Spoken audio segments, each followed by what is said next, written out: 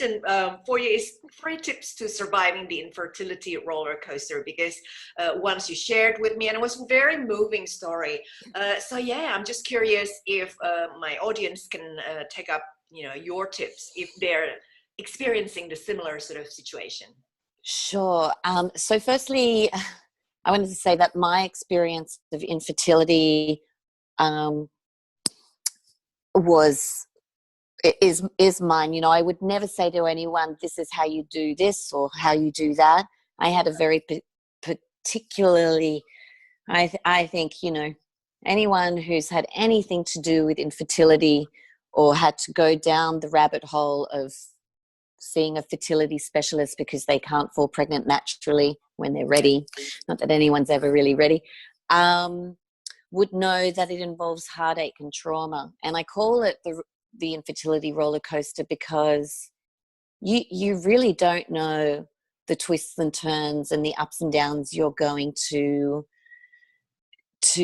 be taken through when you buy a ticket to that roller coaster. Nobody wants a ticket to that roller coaster, but if you do get on that roller coaster, as soon as you're stamped with that label of infertility, so in our case, I was married, started a business, and I went, okay, tick, tick, now I'm ready to have a kid, I suppose. I was 30, 31.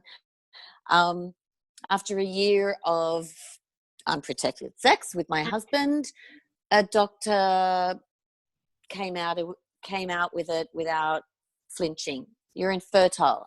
I didn't realize that that's what infertility meant, that if you've had unprotected sex for a year with your partner, and you haven't fallen pregnant naturally, that's my memory of what happened. What was it? About 15 years ago. So 15 years later, when you ask me what are 3 tips to surviving the roller coaster, the first thing I say is bad things happen to good people. You can't blame yourself. I looked at all kinds of, I was an IVF 13 times. Wow. And with every round, I was told, it's not you. There's nothing wrong with you. You're not doing anything wrong. But you can't help but feel that you are doing something wrong, that you're inadequate, that maybe you did something wrong in a past life.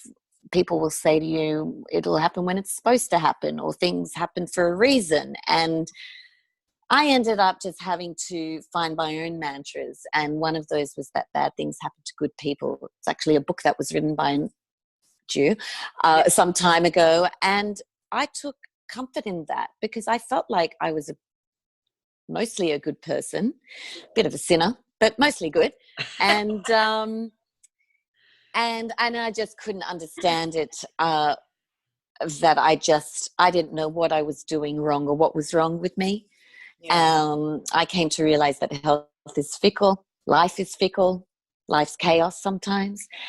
And so bad things happen to good people is my first tip in terms of mental health. It wreaks havoc, infertility and the roller coaster that you go on and the ups and downs, not to mention the hormones. And a word that I came to is being hormotional, which is a great word mashup. But I was so hormotional for so many years.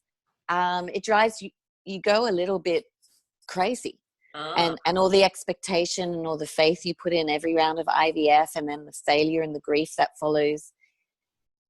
You can hear it's just a constant up and down of hope and dismay and grief and sadness, and then hope and hope upon more hope and faith, and then down. So my next tip is that it's okay to not be okay. So infertility grief is a very particular type of grief, very niche-y. If somebody hasn't experienced it, let's face it, if you haven't gone down the road of infertility or known someone who is infertile and struggling with fertility issues, you've really got no idea what it feels like. And a lot of people will say things to try and make you feel better. Yeah. And the grief that overcame me at times over the 9-year journey that I did, the 13 rounds of IVF, was so acute and so dark and so messy. No one wants to be messy, certainly not me. And I had a great therapist at the time, my beautiful therapist, Estelle, and she'd say, you know what, when we're kids, we love playing in the mess and in the dirt and with mud and mess on our faces when we eat ice cream. But then you get to be an adult and you want things to be neat and tidy. And infertility is anything but. And when you're on IVF and you're not okay and you've got to go to work and you're having a panic attack in the bathroom because somebody's announced their pregnancy, or you're in a corporate meeting and a really pregnant woman walks in. All these things happened to me during my infertility decade. To put it mildly, I was not okay a lot.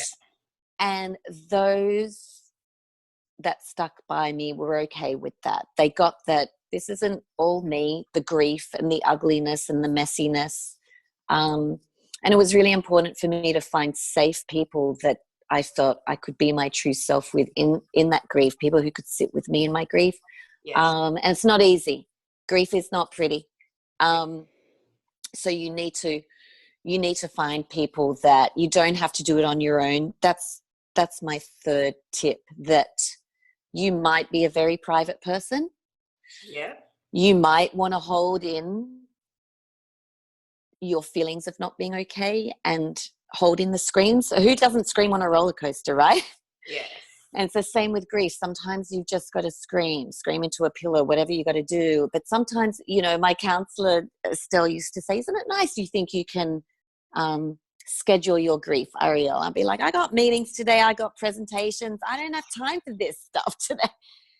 And you do need to find a safe workplace, safe friends. If your family members can't hold you through it, you need to find a great therapist. You need to find ways and people that can support you as you're holding on to that roller coaster for dear life and holding on with all your hope and faith and that things are going to work out.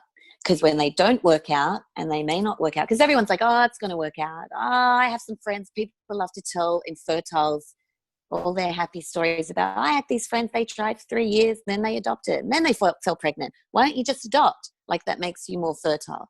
Or I had other friends who would say, just go away, stop thinking about it.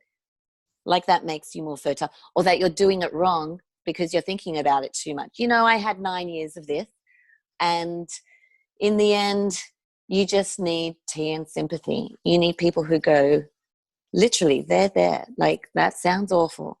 Do you need a back rub? Like, do you need tea, wine, whatever it takes, And I had all of that. Thank God. I had a friend who came over one day and said, I'm not good at this grief stuff, but I got wine and chocolate, and I'm here. And I was so thankful for that, because I didn't need to talk about it anymore. Yeah. I just needed friends, and I needed to not be alone with it. It's such a lonely experience. Your friends are having babies. You start being ostracized. They don't want to rub salt in the wound by inviting you to their baby showers. Or if you do get invited, you don't go. They think you're a bad friend, and they're in their joy while you're suffering. It's a very peculiar type of life experience that I came to know as a spiritual crisis, because it attacks you in so many ways: physically, emotionally, mentally, hormonally. It attacks your relationships, your friendships, your family. I have a very codependent mother who's, my Jewish mother, who just wanted to take my pain away from me, and she couldn't, So it's a very complex, very tough journey. For some people, they get stamped with infertility, have one round of IVF, they're pregnant, happy days, And I thought that would be my story. And then I did a second round and a third. Yeah. And by the ninth, I can say now, Seinfeld says tragedy plus time equals comedy. And I can be very flippant about it now and say, I was such a tragic, I was bitter and twisted. You wouldn't want to meet me now. Ingrid, if you would have met me 10 years ago, we wouldn't be friends. Like, you wouldn't want to know me. I was very sad. I was a very sad person. And And finally, I got off the roller coaster when I decided enough's enough. Mm. Yeah. And then people go, oh, and then when you stopped thinking about it and caring about it so much, you magically had twins. And it didn't work out that way for me either. So, again, I don't say to anyone that the way that we had our children is the way to do it, because we went around the world and opened a door that I never thought I'd open. We tried adoption. That didn't work. Yeah. That was my plan B. That was a bad plan B, because I was 39 at that point. It's a very difficult process in Australia. So anyway, I could go down the whole rabbit hole of that, but you tell me what else you'd like to hear about, because I realize we don't have that much time. Yeah. Thank you so much for being vulnerable and share those 3 tips. Very, very